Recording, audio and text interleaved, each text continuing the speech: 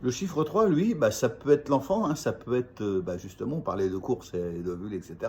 Le 3, ça peut être l'enfant, c'est-à-dire celui qui naît de la conception et de la rencontre du un et du 2, de l'homme et de la femme. Voilà. Mais le 3, c'est surtout et avant tout la communication. La communication, c'est celui qui va, ou celle qui va parler. Ce fameux chiffre 3, c'est le chiffre des sportifs, c'est le chiffre des artistes, c'est le chiffre de tout ce qui a besoin de s'exprimer, hein. C'est l'enfant lui-même, parce que l'enfant, vous savez qu'il a besoin de s'exprimer. Seulement, attention, attention, attention, très important.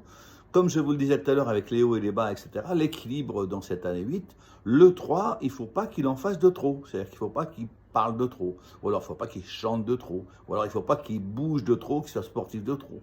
Ou alors, il ne faut pas non plus que vous laissiez à cet enfant, bien sûr qu'il est curieux, il a besoin de tout savoir, mais il ne doit pas prendre l'ascendant sur ses parents. C'est le produit des parents, mais ce n'est pas lui qui va régner. Ce n'est pas l'enfant roi. Non, non. C'est celui qui a besoin, comme l'oiseau qui va quitter le nid et qui, les parents le savent bien, le jour où il s'est volé, il s'en va. C'est la même chose pour les enfants. Et on est là, juste là pour les guider. Et chacun doit tenir sa place. Mais le 3, c'est la communication. Alors attention avec cette communication. On a tous besoin de communication. Nous sommes dans le bois de communication, mais cette communication, elle peut nous amener à être trop bavard. Elle peut nous amener à trop en faire.